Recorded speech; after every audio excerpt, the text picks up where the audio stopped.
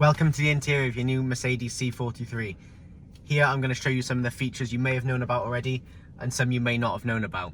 Starting off with the driver's door, we have a simple unlock and lock button to lock the car from the interior. We have two electric power windows, simply go down and up on each side. To control the wing mirrors then, all you need to do, click one of these buttons, you're going to see a red light illuminate. These four arrows control the direction that the wing mirrors will tilt. It can be completely bespoke to you and to suit your driving needs specifically. This top button here, if you're going through a tight space or a narrow lane, all you need to do, press this button in and both wing mirrors will fold in automatically. To unfold them, simply press the button again and they'll go down in their own time. At the top of the door then, we have the heated seats. Press this once and it'll go to full power. Press this 2 times and it'll go down to the lowest power it can go. Press it once more again and it will turn off, but it might take a bit of time to cool down after being on for a while. This is situated on the driver's door and the passenger's door, and they're not synced up, so if you want your heated seats on and your passenger doesn't, that's absolutely fine. On the side of the seat then, this is how you can control the seat position for the driver and the passenger. It can be however you want it, have a mess around with it, get the driving seat suited to how you like it. Moving on to the right hand side of the wheel then, we have the lights. At the moment we're on auto, which means the daytime LEDs will be running. However, when the car senses low levels of light outside, they will turn to the dipped headlights. You can turn the dipped headlights on fully by twisting the dial once. You can turn the fog lights on by twisting the dial to the left. And the full beams are situated on the left hand side of the wheel. Pull towards you to flash and pull away to turn them on full time. Just at the bottom of the door, just below the lights, we have the boot release. One press of this button and the boot will open automatically. It's also situated on the key, but if you're in the car and want the boot open, the button is down there. Just situated right hand side of the wheel, we have the seat belt extender. So click that and both seat belts will extend at the same time, so you can put it on without having to stretch back. On the right hand side of the wheel then, this is the gear selector. So we've got park at the moment, which is the button on the end. Put the foot on the brake and you can either go into drive or reverse. If you click sport mode on the dynamic selector, that's where these shift paddles will come into play. You can have a manual transmission, the right hand side to go up a gear, the left hand side to go down a gear. On the steering wheel itself then, obviously the horn is in the middle. Here we have a touch screen.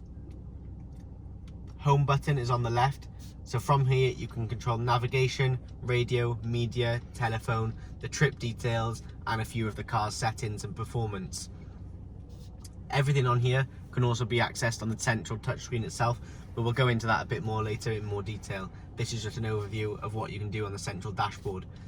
If I click into navigation, the map will come up and you can have a list of your previous destinations, so that at there with the click of a button. The same with telephone, radio and your media device.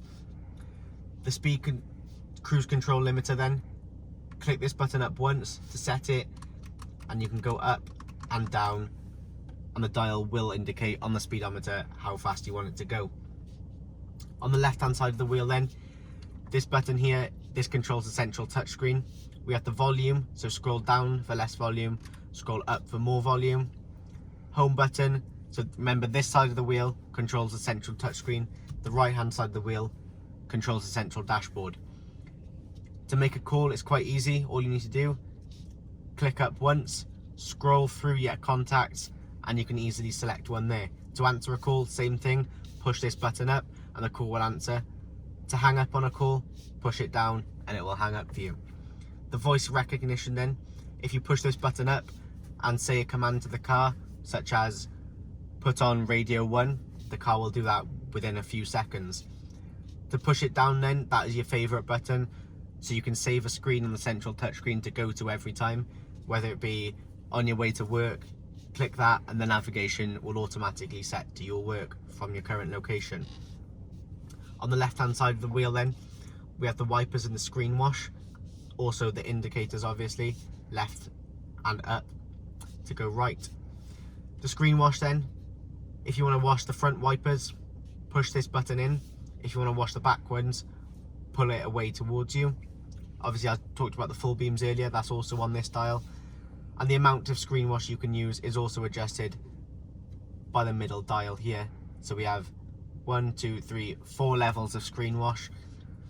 Obviously the one at the bottom being the least amount of screen wash used, and the one at the top being the most used. Moving on to the central display screen then, here we can control a range of options from navigation all the way down to the settings for the car. When I click on navigation then, you'll see the map pop up straight away with a list of options to go through. If you click on enter destination, from here you can type in your chosen city, postcode, point of interest, whatever it may be.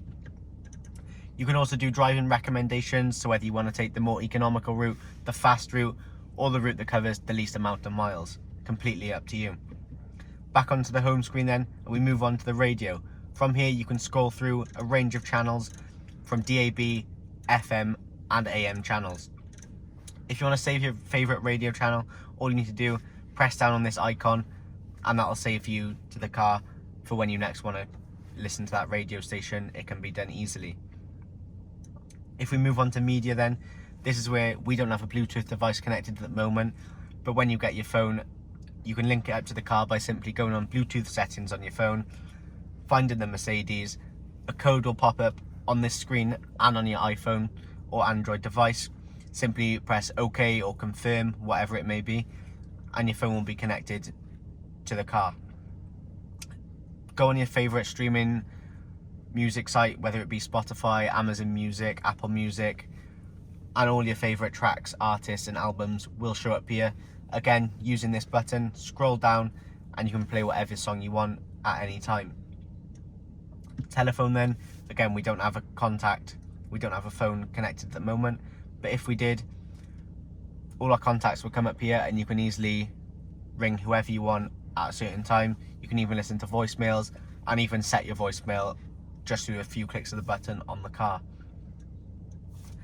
The connect screen then, so this isn't set up at the moment, but this will be bespoke to you, and when you click on here only your settings will show up, so you can create your own profile just for the car. The vehicle settings then, the dynamic select is the type of driving mode you want to be in. So if we go here, we got drive, transmission, suspension, exhaust system and ESP. These can be a range, whatever you want it to be, completely bespoke to you. At the moment we're on reduced to help with the economical fumes, but this can go all the way up to dynamic and sport. The suspension, you can either have comfort, sport or sport plus. The suspension is also controlled down here. One click of that button will change it into sport, 2 clicks into sport plus, and another click back into comfort mode. Back onto the home screen then, we can scroll across and we've got system settings. Feel free to go through these and make the car completely bespoke to you and completely personalized however you want it. There's a range of settings here, from what appears on the dash when you first walk in to setting the climate control for when it's a hot day. Moving on then to the actual climate control, here you can see the temperature.